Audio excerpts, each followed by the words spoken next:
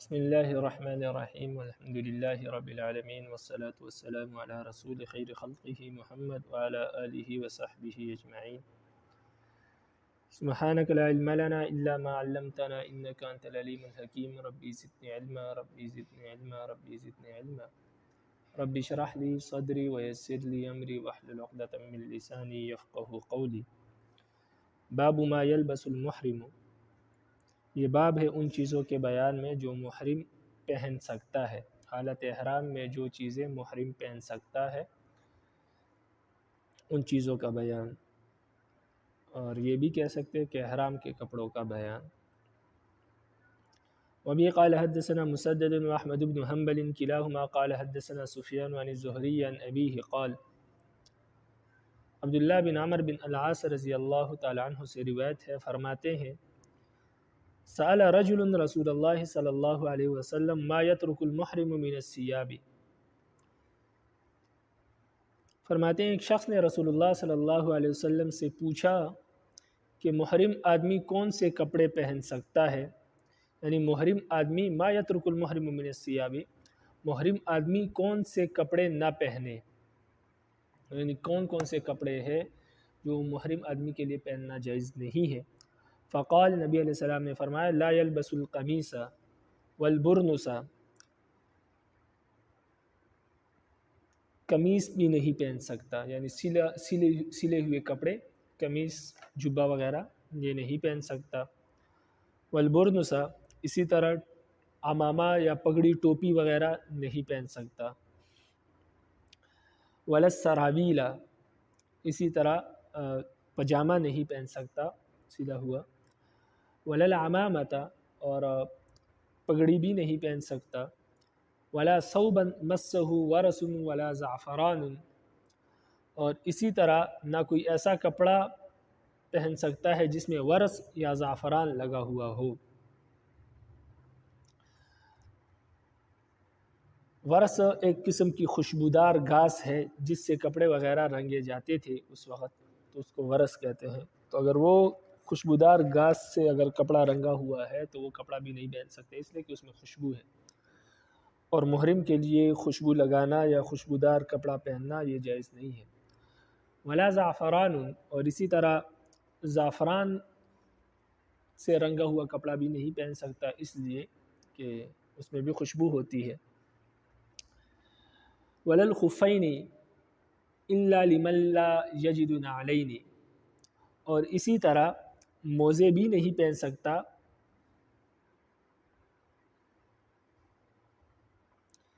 سوائے اس شخص کے لا یجد نعلین جس کے پاس جوتے نہ ہو، یعنی جس کے پاس جوتے نہ ہو تو وہ موزے پہن لے۔ فمن لم یجد النعلین، جس شخص کے پاس جوتے نہ ہو فلیلبس الخفین، تو وہ خفین پہنے یعنی موزے پہن لے، لیکن ولیقطعہما، ان دونوں کو اوپر سے کاٹ لے، یعنی وہ موزے جہاں تک حتی یکون اسفل من الکعبین، یہاں تک کہ وہ موزے ٹخنوں سے نیچے نیچے ہو، یعنی ٹخنوں سے اوپر جو حصہ ہے موزوں کا وہ کاٹ لے تاکہ ان موزوں سے ٹخنے نہ چھپے۔ اگر ٹخنے چھپے تو ایسی صورت میں دم لازم آئے گا، تو موزے پہننا درست نہیں ہے،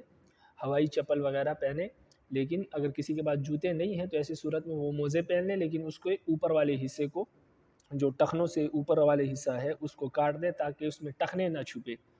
ایڑیوں تک وہ رہے۔ وبی قال حدثنا عبداللہ بن مسلمۃ عن مالک عن نافع عن ابن عمر عن النبی صلی اللہ علیہ وسلم، ابن عمر رضی اللہ تعالی عنہ نبی علیہ السلام سے روایت کرتے ہیں، بمعنہ اسی حدیث کے مفہوم کے مطابق ایک حدیث روایت کرتے ہیں۔ وبی قال حدثنا قتیبۃ بن سعید قال حدثنا اللیث عن نافع عن ابن عمر عن النبی صلی اللہ علیہ وسلم بمعنہ، ابن عمر رضی اللہ تعالی عنہ نبی علیہ السلام سے اس سند کے ساتھ اسی مذکورہ حدیث کے ہم مثل حدیث روایت کرتے ہیں، البتہ اس میں یہ اضافہ ہے، زیادہ البتہ اس میں یہ اضافہ ہے کہ ولا تنتقب المرأة الحرام، محرم عورت منہ پر نقاب نہ ڈالے۔ ولا تلبس القفازین، اور اسی طرح محرمہ عورت یعنی جو عورت احرام میں ہے وہ دستانے بھی نہ پہنے، تو دستانے جرابے وغیرہ یہ چیزیں پہننا اس کے لیے جائز نہیں ہے. باقی اپنے کپڑے جو پہنتی ہے عام طور پر انہی کپڑوں میں اور برقع وغیرہ جو ہے اس میں وہ احرام باندھ سکتی ہے, اسی میں وہ تلبیہ کہے اور عمرے یا حج کی نیت کرے. تو عورت کے لیے اپنے کپڑے ہیں, وہ الگ سے چادریں وغیرہ نہیں لے گی, اپنے کپڑے اور اپنے برقعے میں وہ احرام کی نیت کر لے. البتہ وہ چہرے پر نقاب نہیں ڈال سکتی اس طرح کہ وہ نقاب چہرے کو چھوئے, وہ نقاب چہرے کے ساتھ لگنا نہیں چاہیے. مطلب یہ نہیں ہے کہ چہرہ چھپا نہیں سکتی, چہرے کے ساتھ نقاب نہ لگے بس. اگر چہرے پر نقاب کیا ہے لیکن ہاتھ رکھا ہوا ہے تاکہ وہ نقاب چہرے سے مس نہ ہو, چہرے کو نہ چھوئے, تو بھی جائز ہے. لیکن اس میں مشقت بہت ہے, اس لیے آج کل جہاں سے احرام وغیرہ یا حج کا سامان ملتا ہے ان دکانوں سے ایک کیپ ملتی ہے, ایک ٹوپی ملتی ہے جس کے آگے جو ہے نقاب ہوتا ہے. تو اس کا فائدہ یہ ہوتا ہے کہ عورت اگر وہ کیپ پہن لے برقعے کے اوپر تو نقاب آگے لگا ہوتا ہے, تو وہ نقاب پردہ بھی ہو جاتا ہے, اور اس کے ساتھ ساتھ یہ ہوتا ہے کہ وہ کپڑا جو ہے نقاب کا وہ چہرے کو مس بھی نہیں کرتا, چہرے سے لگتا بھی نہیں ہے, چہرے کو نہیں چھوتا. تو دونوں فائدے اس سے حاصل ہو جاتے ہیں. ایک تو کپڑا چہرے کو مس نہیں کرتا تو اس سے دم لازم نہیں آتا, اور دوسرا یہ ہے کہ پردہ بھی ہو جاتا ہے. قال ابو داود, امام ابو داود رحمہ اللہ فرماتے ہیں وقد روا هذا الحديث حاتم اسماعیل ويحيى بن ایوب عن موسى بن عقبة عن نافع على ما قال الليث. فرماتے ہیں اس حدیث کو حاتم اسماعیل نے, یحییٰ بن ایوب نے موسیٰ بن عقبہ سے اور عقبہ نے نافع سے اسی طرح روایت کیا ہے جیسے کہ لیث نے نافع سے یہ حدیث روایت کی ہے. وَرَوَاهُ موسیٰ بن طارق عن موسیٰ بن عقبة موقوفاً, لیکن اس حدیث کو موسیٰ بن طارق نے موسیٰ بن عقبہ سے موقوفاً روایت کیا ہے. انہوں نے نافع کا ذکر نہیں کہ موقوفاً علی عمر, انہوں نے ابن عمر پر موقوفاً اس کو روایت کیا ہے, نبی علیہ السلام تک مرفوع روایت نہیں کیا ہے. یعنی ان کی حدیث میں یہ موقوف ہے کہ عمر رضی اللہ عنہ کا یہ قول ہے, ابن عمر کا یہ قول ہے, نبی علیہ السلام کی حدیث نہیں ہے. حالانکہ مذکورہ حضرات نے جو ہے اس حدیث کو مرفوعاً روایت کیا ہے کہ نبی علیہ السلام کی یہ روایت ہے. وَكَذَا رَوَاهُ عُبَيْدُ اللَّهِ بن عمر ومالک وایوب موقوف, اور اسی طرح عبید اللہ بن عمر اور مالک اور ایوب نے بھی اس حدیث کو موقوفاً روایت کیا ہے. وہ ابراہیم بن سعید المدینی عن نافع عن ابن عمر عن نبی صلی اللہ علیہ وسلم, اور ابراہیم بن سعید المدینی نے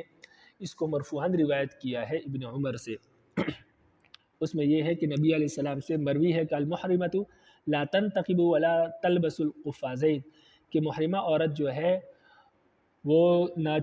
چہرے کو چھپائے, یعنی اس کا جو پردہ ہے وہ چہرے کو مس نہ کرے, ولا تلبس القفازین, اور اسی طرح وہ دستانے بھی نہ پہنے. قال ابو داود, امام ابو داود رحمہ اللہ فرماتے کہ ابراہیم بن سعید المدینی شیخ من اہل المدینۃ لیس له کبیر حدیث, فرماتے ہیں کہ یہ امام ابو داود رحمہ اللہ فرماتے ہیں کہ یہ شیخ ابراہیم بن سعید المدینی جو ہے یہ مدینہ کے شیوخ میں سے ہیں, اور ان سے زیادہ حدیث مروی نہیں ہے, یعنی یہ بہت کم احادیث روایت کرتے ہیں. تو یعنی کیونکہ یہ بہت محتاط ہے, تو اس سے معلوم ہوتا ہے کہ امام ابو داود رحمہ اللہ یہاں پر اس حدیث کے مرفوع ہونے کو ترجیح دے رہے ہیں, اس لیے کہ وہ ابراہیم بن سعید کے بارے میں انہوں نے یہ کہا کہ انہوں نے جب یہ حدیث مرفوعاً روایت کی, حالانکہ یہ زیادہ حدیثیں روایت نہیں کرتے, لیکن انہوں نے یہ حدیث مرفوعاً روایت کی ہے, تو معلوم ہوا کہ احتیاط کے باوجود جب انہوں نے یہ حدیث مرفوعاً روایت کی ہے تو یہ حدیث مرفوع ہے, موقوف نہیں ہے. اور اس کا ایک مطلب دوسرا بھی ہے کہ جو محدثین نے ذکر کیا ہے کہ ابراہیم بن سعید جو ہے ان سے ایک ہی یہ روایت مروی ہے, ان سے اور کوئی روایت مروی نہیں ہے. اور بعض محدثین نے تو کہا ہے کہ یہ منکر الاحادیث ہے, ان کا علم نہیں ہے, یہ مستور الحال ہے, اس لیے یہ حدیث جو ہے یہ ان کی حدیث سے قابل قبول نہیں ہے. اس اور بعض علماء نے اس حدیث کے موقوف ہونے کو ترجیح دی ہے اور فرمایا کہ یہ حدیث کیا ہے, موقوف ہے ابن عمر پر, یہ نبی علیہ السلام کا قول نہیں ہے. اور اسی طرح امام بخاری اور امام مسلم نے بھی اس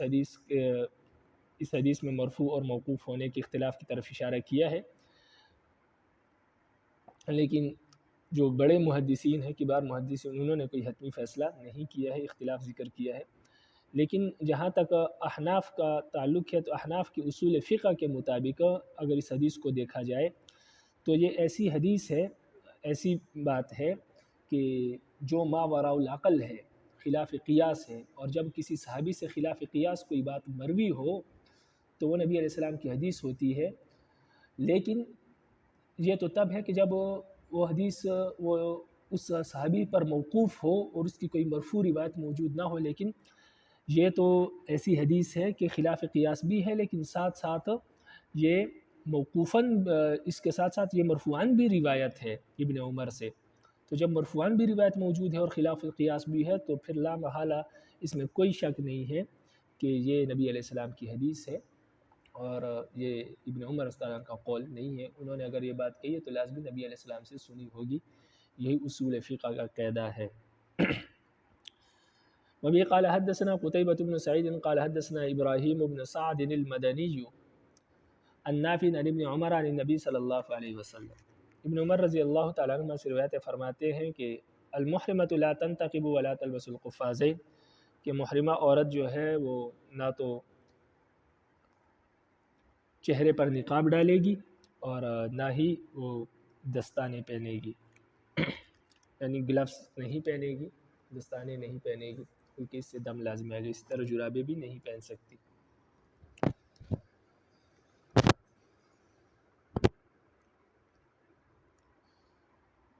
وبه قال حدثنا احمد بن حنبل قال حدثنا يعقوب قال حدثنا ابي عن اسحاق قال فإن نافعا مولى عبد الله بن عمر قال حدثني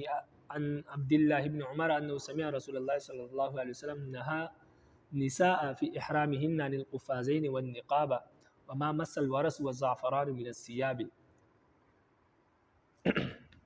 عبداللہ بن عمر سے روایت ہے کہ انہوں نے نبی علیہ السلام سے سنا کہ نبی علیہ السلام نے عورتوں کو منع کیا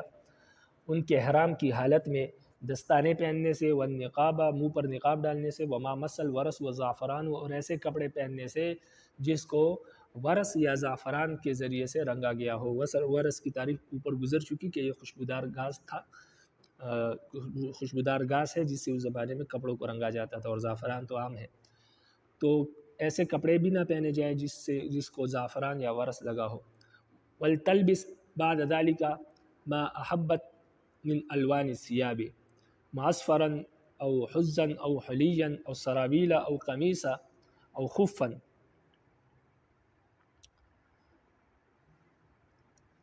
اس کے ماں سوا جس رنگ کے کپڑے عورت کو پسند ہو وہ پہن سکتی ہے، لیکن ورس اور جو ہے زعفران سے رنگے ہوئے کپڑے نہ پہنے۔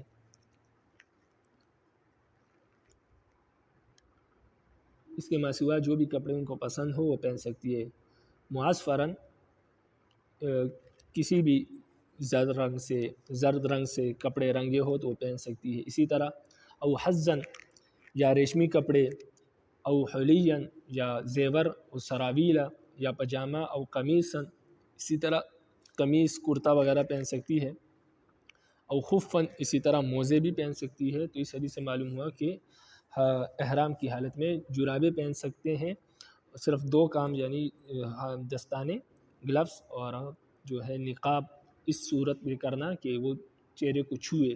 تو یہ دو چیزیں جائز نہیں ہیں۔ اسی طرح ورس اور زعفران سے رنگا ہوا کپڑا، یعنی کسی ایسے رنگ سے کپڑے کو رنگا گیا ہو جس میں خوشبو ہو تو وہ کپڑا پہننا بھی جائز نہیں۔ اس کے ماں سوا کسی قسم کا کپڑا بھی پہن سکتی ہے، زیورات وغیرہ پہن سکتی ہے، ریشمی کپڑا پہن سکتی ہے، کوئی ممانعت نہیں ہے۔ قال ابو داود، امام ابو داود رحمہ اللہ فرماتے ہیں کہ روی هذا عن ابن اسحاق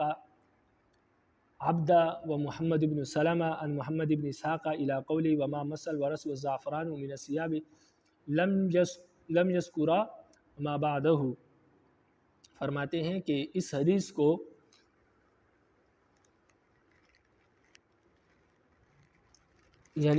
کو عبدہ اور محمد بن سلمہ نے بھی محمد بن اسحاق سے روایت کیا ہے، لیکن ان کی روایت میں وما مس الورس والزعفران من الثياب پر یہاں پر یہ حدیث ختم ہو جاتی ہے۔ اس کے بعد والی جو عبارت ہے ان کی روایت میں یہ عبارت موجود نہیں ہے، یعنی ان کی حدیث میں یہ روایت موجود نہیں ہے کہ ولتلبس بعد ذلك ما أحبت من ألوان الثياب معصفرا أو حزا او حلیا او سرابیل او قمیصا او خفا وغیرہ، یہ عبارت موجود نہیں ہے۔ تو یہ فرق بیان کرنا مقصود ہے امام ابو داؤد رحمہ اللہ کا یہاں قال ابو داؤد کہنے سے۔ وبه قال حدثنا موسى بن اسماعيل قال حدثنا حماد عن ايوب عن نافع عن ابن عمر انه وجد القرة فقال القي علي ثوبا يا نافع۔ ابن عمر رضی اللہ تعالی عنہما سے روایت ہے، فرماتے ہیں نافع کہتے ہیں کہ ابن عمر رضی اللہ تعالی عنہ نے سردی محسوس کی حالت احرام میں، تو کہا کہ نافع میرے اوپر کپڑا ڈال دو، یعنی کوئی کمبل یا چادر وغیرہ اگر ہو تو میرے اوپر ڈال دو۔ فالقیت علیہ برنسا، تو میں نے ان پر برنس ڈال دی۔ فقال تلقی علیہ هذا وقد نہا رسول اللہ صلی اللہ علیہ وسلم ان یلبسہ المحرم، یعنی میں نے ان پر سر پر ٹوپی رکھ دی، جو گرم ٹوپی ہوتی ہے، یعنی وہ ان کے سر پر رکھ دی۔ تو انہوں نے کہا کہ نافع آپ میرے سر پر برنس رکھ رہے ہو، حالانکہ نبی علیہ السلام نے حالت احرام میں برنس پہننے سے منع کیا ہے، یعنی گرم ٹوپی پہننے سے منع کیا ہے، کسی قسم کی ٹوپی پہننے سے بھی منع کیا ہے، لیکن ان کو سردی لگی تھی تو انہوں نے گرم ٹوپی پہنائی، تو انہوں نے کہا کہ نہیں، نبی علیہ السلام نے ٹوپی پہننے سے منع کیا ہے حالت احرام نے، اور آپ نے مجھے ٹوپی پہنا دی۔ یعنی سلے ہوئے کپڑے، کوئی بھی سلی ہوئی چیز مردوں کے لیے پہننا جائز نہیں ہے حالت احرام میں۔ وبه قال حدثنا سليمان بن حرب قال حدثنا حماد بن زيد عن عمرو بن دينار عن جابر بن زيد عن ابن عباس رضی اللہ تعالی عنہما، ابن عباس رضی اللہ تعالی عنہما سے روایت فرماتے ہیں سمعت رسول اللہ صلی اللہ علیہ وسلم یقول، میں نے نبی علیہ السلام کو یہ فرماتے ہوئے سنا کہ السرابیل لمن لا یجد الازار والخف لمن لا یجد النعلین۔ فرماتے ہیں کہ میں نے نبی علیہ السلام کو یہ فرماتے ہوئے سنا کہ پاجامہ وہ پہنے جسے ازار نہ ملے، اور موزے وہ پہنے جسے جوتے نہ مل سکے۔ اس کا مطلب یہ ہے کہ اگر کسی کو پاس چادر وغیرہ نہیں ہے تو ایسی صورت میں وہ پاجامہ پہن سکتا ہے، لیکن پاجامہ کا پہننا یہ مطلب نہیں ہے کہ پاجامہ سلا ہوا پہن لے، بلکہ پاجامے کو چادر کی طرح پھر لپیٹ کر پہن لے، احرام کے چادر کی طرح۔ اسی طرح جس کے پاس جوتے نہ ہو تو وہ موزے پہن لے۔ اس کا مطلب اوپر حدیث میں گزر چکا ہے کہ موزے پہنے گا، لیکن جو ایڑیوں سے اوپر کا حصہ ہے، جو جس سے ٹخنے چھپتے ہیں، وہ حصہ کاٹے گا تاکہ ٹخنے نہ چھپے اس میں، اس لیے کہ اگر ٹخنے چھپ گئے تو دم لازم آئے گا، اور اسی طرح اگر سلی ہوئی سلوار پہن لی تب بھی دم لازم آئے گا۔ وبه قال حدثنا الحسين بن جنيد الدامغاني قال حدثنا ابو سامة قال اخبرني عمر بن سويد الثقفي قال حدثتني عائشة بنت طلحة ان عائشة ام المؤمنين حدثتها قالت، حضرت عائشہ رضی اللہ تعالی عنہ سے روایت ہے، عائشہ بنت طلحہ کا بیان ہے کہ حضرت عائشہ رضی اللہ تعالی عنہ نے ان سے بیان کیا، قالت فرمایا کہ کننا نخرج مع النبی صلی اللہ علیہ وسلم الی مکہ، ہم نبی علیہ السلام کے ساتھ مکہ کی طرف نکلے، یعنی حج کے لیے، فنزمد جباہنا بالسک المطیب عند الاحرام، تو ہم اپنی پیشانی پر خوشبو کا لیب لگاتے تھے، یعنی اس وقت تک ہم نے احرام نہیں باندھا تھا، کیونکہ احرام تو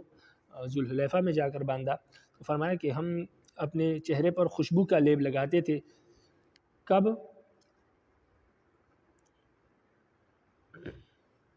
عند الاحرام فاذا عرقت احدانا، جب ہم میں سے کسی کو پسینہ آتا تو ہم خوشبو کا لیب لگاتے تھے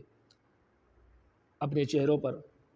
فیراہ النبی صلی اللہ علیہ وسلم فلا ینہاہا، اور نبی علیہ السلام ہمیں یہ لیب لگاتے ہوئے دیکھتے تھے لیکن ہمیں منع نہیں کرتے تھے۔ تو یہ احرام سے پہلے کی بات ہے، احرام کے بعد پھر خوشبو وغیرہ لگانا یہ درست نہیں ہے۔ تو احرام سے پہلے یہ لوگ، کیونکہ راستے میں گرمی تھی، 400 کلومیٹر کا سفر ہے مدینہ سے مکہ کا، تو اس سفر میں وہ چونکہ اس وقت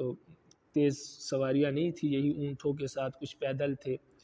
خچروں کے ساتھ سفر کیا، تو اس میں پھر عرب کی گرمی تھی، تو گرمی راستے میں جب شدت محسوس ہوتی تھی، پسینہ آتا تھا، تو پھر خوشبو کا لیپ لگاتے تھے تاکہ اس سے جلد وغیرہ جو ہے وہ خراب نہ ہو، اور پسینے کی آنے کی وجہ سے جو بدبو پھیل رہی ہے وہ بدبو بھی ختم ہو جائے۔ تو چونکہ یہ احرام سے پہلے لگاتے تھے، اس لیے منع کرنے کی کوئی وجہ نہیں تھی، تو نبی علیہ السلام نے منع نہیں فرمایا، لیکن احرام کے بعد پھر خوشبو کا لیپ لگانا یہ جائز نہیں۔ وبه قال حدثنا قتيبة بن سعيد قال حدثنا ابن أبي عدي عن محمد بن إسحاق قال ذكرت لابن شهاب فقال حدثني سالم بن عبد الله أن عبد الله يعني ابن عمر كان يصنع ذلك، يعني يقطع الخفين للمرأة المحرمة. ثم حدثتهم صفية بنت أبي عبيد أن عائشة رضي الله تعالى عنها حدثتها أن رسول الله صلى الله عليه وسلم كان رخص للنساء في الخفين فترك ذلك۔ محمد بن اسحاق کہتے ہیں کہ میں نے ابن شہاب سے ذکر کیا تو انہوں نے کہا کہ مجھے سالم بن عبداللہ نے بیان کیا ہے کہ عبداللہ ابن عمر رضی اللہ تعالیٰ عنہ ایسا ہی کرتے تھے، یعنی محرم عورت کے موزوں کو کاٹ دیتے تھے۔ یعنی محرم عورت نے اگر جرابیں پہنی ہیں یا موزے پہنے ہیں تو ابن عمر ان موزوں کو ایڑی سے نیچے کا جو حصہ ہے اس کو کاٹ دیتے تھے تاکہ ایڑی نہ چھپے، موزوں کو بھی اور جرابوں کو بھی۔ یعنی وہ یہ سمجھتے تھے کہ یہ حکم مردوں اور عورتوں دونوں کے لیے ہے، جس طرح مرد جو ہے وہ موزے نہیں پہن سکتے حالت احرام میں، ایڑی کو نہیں چھپا سکتے، اسی طرح عورتیں بھی نہیں چھپا سکتی۔ تو ان کو معلوم نہیں تھا، وہ سمجھتے تھے کہ عورتوں اور مردوں کے لیے ایک ہی حکم ہے۔ پھر ان سے صفیہ بنت ابی عبید نے بیان کیا کہ صفیہ بنت عبید نے ان سے حدیث بیان کی حضرت عائشہ کے حوالے سے کہ حضرت عائشہ رضی اللہ تعالی عنہا نے بیان کیا ہے کہ رسول اللہ صلی اللہ علیہ وسلم نے موزوں کے سلسلے میں عورتوں کو رخصت دی ہے۔ تو جب انہیں یہ بات معلوم ہوئی تو انہوں نے اسے چھوڑ دیا، اس کے بعد پھر یہ عورتوں کے جو موزے تھے ان کو نہیں کاٹتے تھے، اس سے پہلے یہ کاٹا کرتے تھے۔ باب المحرم یحمل السلاح، محرم آدمی ہتھیار رکھ سکتا ہے، یعنی حالت احرام میں وہ اپنے ساتھ ہتھیار رکھ سکتا ہے، تلوار رکھ سکتا ہے، بندوق وغیرہ اپنے ساتھ لٹکا سکتا ہے، اس میں کوئی ممانعت نہیں ہے۔ اس کا بیان اس حدیث میں اس باب میں ہوگا۔ وبی قال حدثنا احمد بن حنبل قال حدثنا محمد بن جعفر قال حدثنا شعبة عن ابي اسحاق قال سمعت البراء يقول لما صالح رسول الله صلى الله عليه وسلم اهل الحديبية صالحهم على الا يدخلوها الا بحلبان السلاح فسألته ما جلبان السلاح قال القراب بما فيه۔ براء بن عازب رضی اللہ تعالیٰ عنہ کہتے ہیں کہ جب رسول اللہ صلی اللہ علیہ وسلم نے حدیبیہ والوں سے صلح کی، یعنی صلح حدیبیہ کی، تو آپ نے ان سے اس شرط پر مصالحت کی، اس شرط پر صلح کی کہ مسلمان مکہ میں جلبان سلاح کے ساتھ ہی داخل ہوں گے، لا يدخلوها الا بجلبان السلاح، مسلمان مکہ میں جلبان سلاح کے ساتھ داخل ہوں گے۔ فسألته ما جلبان السلاح، تو میں نے نبی علیہ السلام سے پوچھا کہ جلبان السلاح کیا ہے، جلبان السلاح سے کیا مراد ہے؟ قال، نبی علیہ السلام نے فرمایا القراب بما فیہ، نبی علیہ السلام نے فرمایا کہ جلبان السلاح سے تلوار کی میان مراد ہے کہ جس چیز میں وہ ہتھیار ہوتا ہے ہم اس چیز میں ہتھیار رکھ کر داخل ہوں گے، یعنی ہم اپنے ہتھیاروں کو باہر چھوڑ کر مکہ میں داخل نہیں ہوں گے۔ اگلے سال جب ہم آئیں گے مکہ میں تو ایسا نہیں ہوگا کہ ہم اپنے تلواروں کو اور اپنے تیروں کو اور اپنے ہتھیاروں کو باہر مکہ سے باہر چھوڑ کر آئیں گے، بیت اللہ مسجد حرام سے باہر چھوڑ کر آئیں گے، ایسا نہیں، بلکہ ہمارے پاس ہماری تلواریں، ہماری ہتھیار ہمارے پاس ہوں گے، لیکن ہاں اتنی بات ہے کہ نیام میں ہوں گے،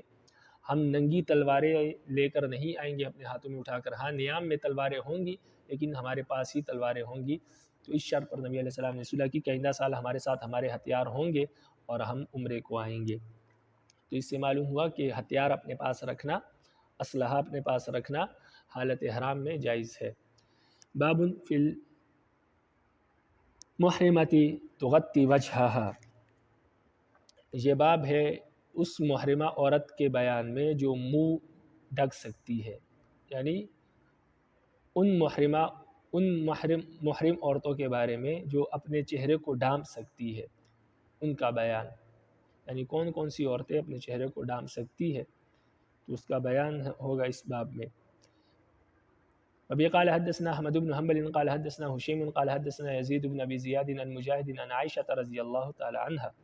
حضرت عائشہ رضی اللہ تعالی عنہ سے روایت فرماتی ہے کان الرکبان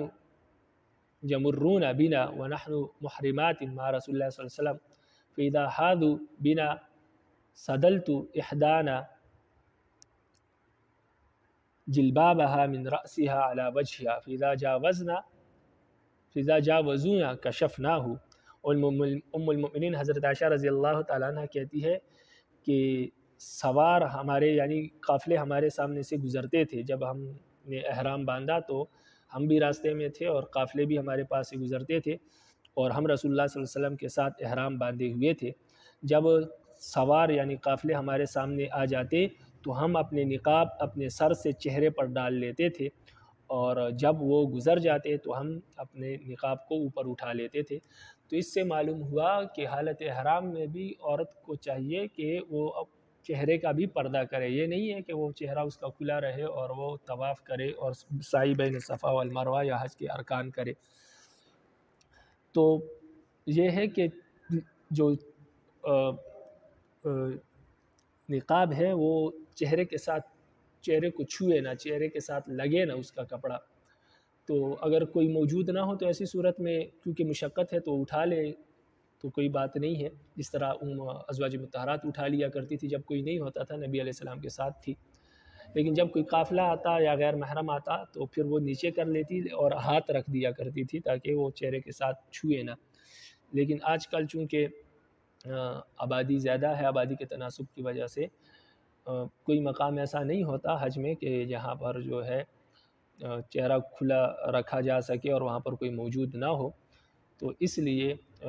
پھر اس کا حل یہ نکالا کہ وہ جو کیپ ہے جس میں نقاب لگا ہوتا ہے تو اس سے دونوں فائدے حاصل ہو جاتے ہیں، پردہ بھی ہو جاتا ہے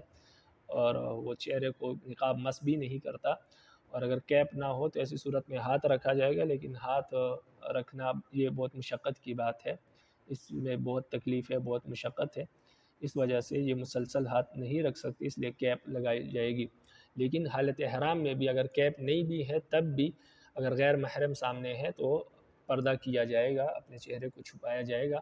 باقی پھر وہ عورت کی ذمہ داری ہے کہ وہ اس پردے کو، اس کپڑے کو اپنے چہرے کے ساتھ مس نہ ہونے دے، اس کپڑے چہرے کے ساتھ چھونے نہ دے اس کو۔ تو دونوں عورت کی ذمہ داری ہے، پردہ کرنا بھی اور اپنے کپڑے کو چہرے کے ساتھ مس نہ ہونے دینا، یہ دونوں اس کی ذمہ داری ہے۔ اس لیے آسانی کے لیے جو ہے وہ کیپ جو ہے اس کو تجویز کی گئی ہے۔ علماء اسی کا مشورہ دیتے ہیں جب حاجی حج کو جاتے ہیں کہ عورتیں جو ہے کیپ لے لیں تاکہ پھر دوران حج ارکان ادا کرنے میں آسانی ہو۔ باب فی المحرم یظل، محرم کا سر پر سایہ کرنا جائز ہے، یعنی یہ باب ہے اس بات کے بیان میں کہ محرم آدمی سایہ کر سکتا ہے، یعنی جو شخص حالت احرام میں ہے تو وہ اپنے اوپر چادر رکھ سکتا ہے یا سائے کے لیے چھتری وغیرہ اپنے سر پر پکڑ سکتا ہے، اس سے احرام میں کوئی فرق نہیں پڑتا۔ اس لیے آپ اکثر دیکھا ہوگا ویڈیوز وغیرہ میں بھی کہ حاجی جو ہوتے ہیں ان کے پاس چھتریاں ہوتی ہیں، کیونکہ عرب میں گرمی زیادہ ہوتی ہے، خاص کر عرفات کے میدان میں، تو چونکہ وہ دن کے وقت ہوتا ہے اور دھوپ تیز ہوتی ہے تو حاجیوں کے پاس چھتریاں ہوتی ہے، اس سے وہ اپنے آپ کو دھوپ سے بچاتے ہیں، دھوپ سے حفاظت کرتے ہیں۔ تو اسی طرح حاجی اپنے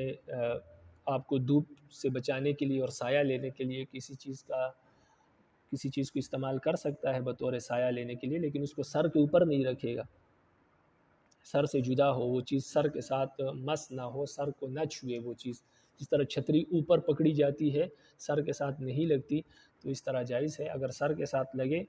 تو پھر یہ درست نہیں ہے مردوں کے لیے۔ باب فی المحرم یظل، یہ باب ہے اس بات کے بیان میں کہ محرم آدمی سایہ لے سکتا ہے کسی چیز سے۔ وبه قال حدثنا احمد بن حنبل قال حدثنا محمد بن سلمة عن ابي عبد الرحيم عن زيد بن ابي انيسة عن يحيى بن حسين عن ام الحسين حدثته قالت حججنا مع النبي صلى الله عليه وسلم حجة الوداع فرأيت أسامة وبلالا واحدهما آخذ بخطام ناقة النبي عليه السلام والآخر رافع صوبه يستره من الحر حتى رمى جمرة العقبة حسین رضی اللہ تعالیٰ عنہ کہتی ہے کہ ہم نبی علیہ السلام کے ساتھ حجۃ الوداع کے لیے نکلے تو میں نے اسامہ اور بلال رضی اللہ تعالیٰ عنہ ان دونوں کو دیکھا۔ ان میں سے ایک نے نبی علیہ السلام کے اونٹ کی مہار پکڑی ہوئی تھی، والآخر رافع ثوبہ، اور دوسرے نے اپنے ہاتھ میں کپڑا اٹھایا ہوا تھا، اور اس کپڑے کے ذریعے نبی علیہ السلام کو دھوپ سے بچا کر سایہ دے رہے تھے، یعنی نبی علیہ السلام کے سر کے اوپر انہوں نے کپڑا پکڑا ہوا تھا جو سر کو چھو نہیں رہا تھا، اوپر پکڑا ہوا تھا تاکہ اس کپڑے کا سایہ نبی علیہ السلام پر پڑتا رہے اور نبی علیہ السلام دھوپ سے محفوظ ہو۔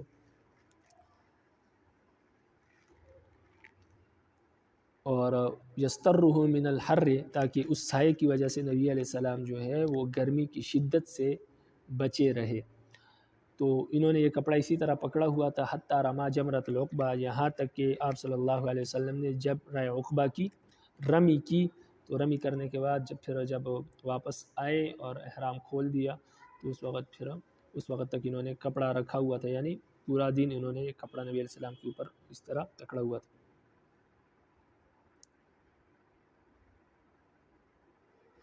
اور یہ اس لیے بھی ہے کہ حاجی جو ہے اس کا سر کھلا ہوا ہوتا ہے، ٹوپی وغیرہ پہننے کی اجازت اس کو نہیں ہوتی، لیکن اس سے پھر یہ ہے کہ گرمی کی تپش سے پھر نقصان ہوتا ہے، دماغ پر اثر پڑتا ہے، اس لیے شریعت نے اجازت دی ہے کہ سر تو پر ٹوپی وغیرہ تو نہیں پہن سکتا، سر ڈھانک نہیں سکتا، لیکن سر کھلا رکھے گا، لیکن اس کا یہ مطلب بھی نہیں ہے کہ چھتری وغیرہ یا خیمے وغیرہ کے ذریعے وہ سایہ حاصل نہیں کر سکتا، تو سر تو کھلا رہے گا لیکن کسی چیز کے ذریعے وہ سایہ حاصل کر سکتا ہے، اس کی اجازت ہے۔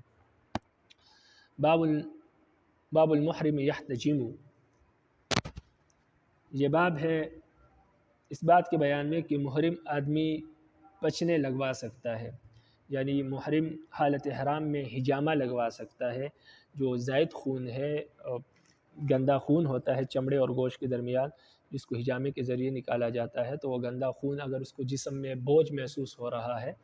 تو وہ حجامہ لگوا کر وہ گندا خون جسم سے نکال سکتا ہے، تاکہ اس کو جسم میں ہلکا پن محسوس ہو اور چستی محسوس ہو اور جو بوجھ ہے وہ ختم ہو جائے، تو حجامہ حالت احرام میں لگوا سکتا ہے۔ تو اس کا بیان اس حدیث میں ہے، اس باب میں ہے۔ فرماتے ہیں وبی قال حدثنا احمد بن حنبل قال حدثنا سفیان عن عمرو بن دینار عن عطاء وطاووس عن ابن عباس رضی اللہ تعالی عنہما، ابن عباس رضی اللہ تعالی عنہما سے روایت ہے ان نبی صلی اللہ علیہ وسلم احتجم وهو محرم، نبی علیہ السلام نے حجامہ لگوایا اور نبی علیہ السلام حالت احرام میں تھے۔ وبی قال حدثنا عثمان بن ابی شیبہ قال حدثنا یزید بن ہارون قال اخبرنا هشام عن اکرمہ عن ابن عباس رضی اللہ تعالی عنہما ان رسول اللہ صلی اللہ علیہ وسلم احتجم وهو محرم فی رأسه من داء كان به، ابن عباس رضی اللہ تعالیٰ عنہ سے روایت ہے کہ نبی علیہ السلام نے حالت احرام میں حجامہ لگوایا اپنے سر میں اس درد کی وجہ سے، جو نبی علیہ السلام کے سر میں درد تھا تو اس درد کی وجہ سے نبی علیہ السلام نے حالت احرام میں حجامہ لگوایا۔ وبی قال حدثنا احمد بن حنبل قال حدثنا عبد الرزاق قال اخبرنا معمر عن قتادة عن انس، حضرت انس رضی اللہ تعالیٰ عنہ سے روایت ہے ان رسول اللہ صلی اللہ علیہ وسلم احتجم وهو محرم على ظهر القدم من وجع كان به، حضرت انس سے روایت ہے کہ نبی علیہ السلام نے حالت احرام میں حجامہ لگوایا اپنے پاؤں کے اوپر اس درد کی وجہ سے جو اس پاؤں میں تھا، یعنی پاؤں میں درد تھا تو اس درد کی وجہ سے نبی علیہ السلام نے حجامہ لگوایا۔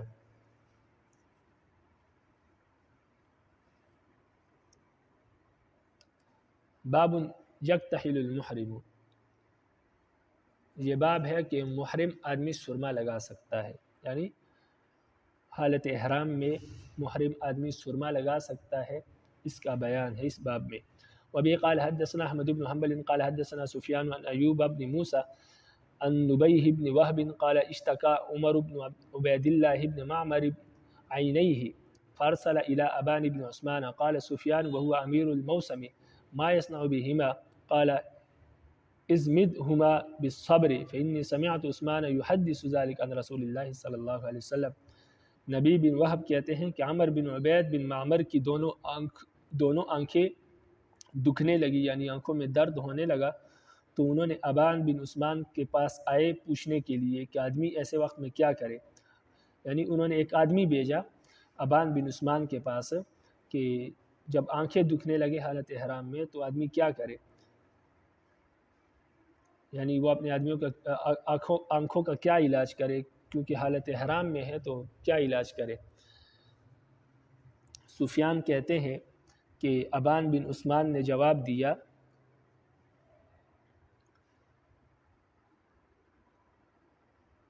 اور یہ سفیان جو ہے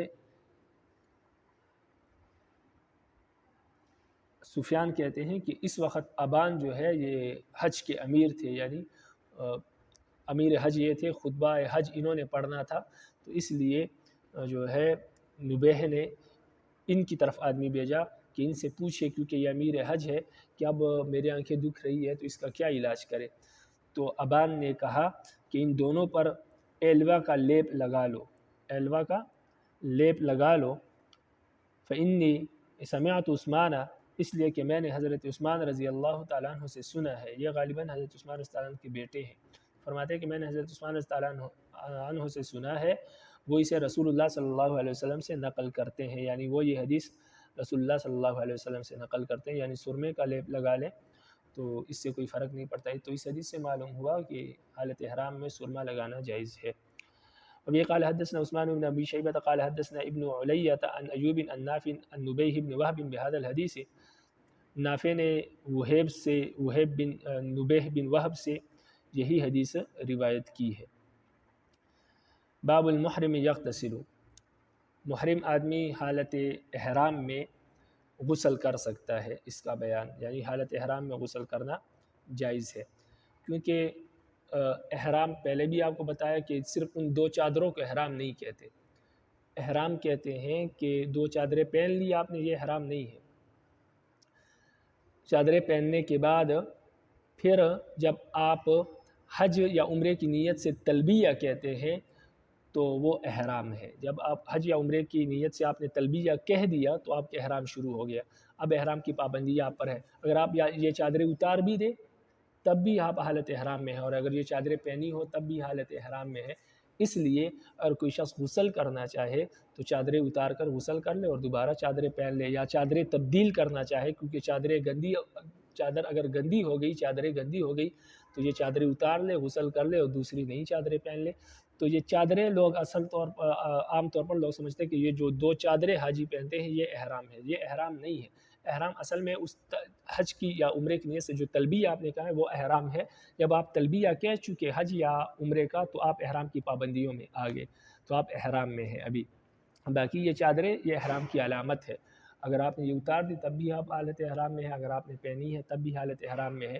تو اگر غسل کی حاجت ہے تو انسان غسل کر لے اور پھر یہ چادریں پہن لے۔ اگر اسی طرح تبدیل کرنی ہے چادروں کو تبدیل کرنا ہے تو چادریں اتار لے اور دوسری چادریں پہن لے۔ تو چادروں کے اتارنے سے کوئی حرج نہیں آتا، جب حرج نہیں آتا تو پھر چادریں اتار کر غسل کر لے، غسل کرنے سے بھی کوئی حرج احرام میں نہیں آتا، اور یہ احرام کی پابندیوں میں شامل نہیں ہے کہ غسل کرنے کی اجازت نہ ہو، بلکہ احرام میں غسل کرنے کی اجازت ہے۔ تو اب اسی کا بیان ہوگا اس باب میں۔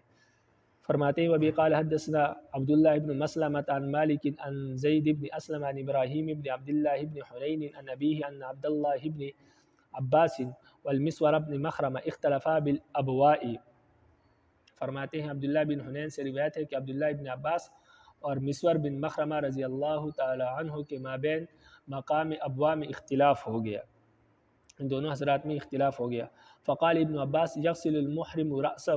ابن عباس رضی اللہ تعالیٰ عنہ یہ کہہ رہے تھے کہ محرم آدمی اپنے سر کو دھو سکتا ہے۔ وقال المسور لا یغسل المحرم رأسہ، اور مسور بن مخرمہ رضی اللہ تعالیٰ عنہ یہ کہہ رہے تھے کہ محرم آدمی اپنے سر کو نہیں دھو سکتا۔ فارسلہ عبداللہ بن عباس الی ابی ایوب الانصاری فوجدہ یغتسل بین القرنین وہو یستر بثوب۔ تو ابن عباس رضی اللہ تعالیٰ عنہ نے انہیں یعنی ابن حنین کو، جو اس حدیث کے راوی ہیں، ان کو ابو ایوب انصاری رضی اللہ تعالیٰ عنہ کے پاس بھیجا تاکہ ان سے پوچھے، تو آپ نے انہیں دو لکڑیوں کے درمیان کپڑے کی آڑ کیے ہوئے نہاتے پایا۔ یعنی جب حنین وہاں پر پہنچے تو ابو ایوب رضی اللہ تعالیٰ عنہ دو لکڑیوں کے پیچھے یعنی لکڑیوں کے پیچھے بیٹھ کر نہا رہے تھے، یعنی کہ سطر کیا ہوا تھا لکڑیوں کے ذریعے سے، اور نہا رہے تھے۔ قال ابن حنین فرماتے ہیں کہ فسلمت علیہ، میں نے انہیں سلام کیا، یعنی ابو ایوب کو سلام کیا رضی اللہ تعالیٰ عنہ کو۔ فقال، تو انہوں نے کہا من ھذا، آپ کون ہیں؟ قلت انا عبداللہ بن حنین، میں نے کہا کہ میں عبداللہ بن حنین ہوں، ارسلنی الیک عبداللہ بن عباس، عبداللہ بن عباس نے مجھے آپ کی طرف بھیجا ہے، اسألک، تاکہ میں آپ سے پوچھوں کہ کیف کان رسول اللہ صلی اللہ علیہ وسلم یغسل رأسہ وهو محرم، نبی علیہ السلام جب حالت احرام میں ہوتے تھے تو اپنے سر کو کیسے دھوتے تھے؟ قال، تو ابو ایوب انصاری رضی اللہ تعالیٰ عنہ کہنے لگے کہ تو ابن حنین کہتے ہیں کہ فوضع ایوب یدہ علی الثوب فتأتأہ حتی بدا لی رأسہ ثم قال لی انسان یصب علیہ اسبب، قال فصب على رأسی ثم حرک ابو ایوب رأسہ بیدہ فاقبل بہما وادبر ثم قال ہکذا رأیتہ یفعل۔ فرمایا کہ میں نے جب ان سے کہا کہ نبی علیہ السلام، حضرت عباس یہ پوچھ رہے ہیں کہ میں آپ سے یہ پوچھوں کہ نبی علیہ السلام حالت احرام میں اپنے سر کو کیسے دھویا کرتے تھے، تو ابن حنین کہتے ہیں کہ ابو ایوب نے اپنے ہاتھ کو کپڑے پر رکھا،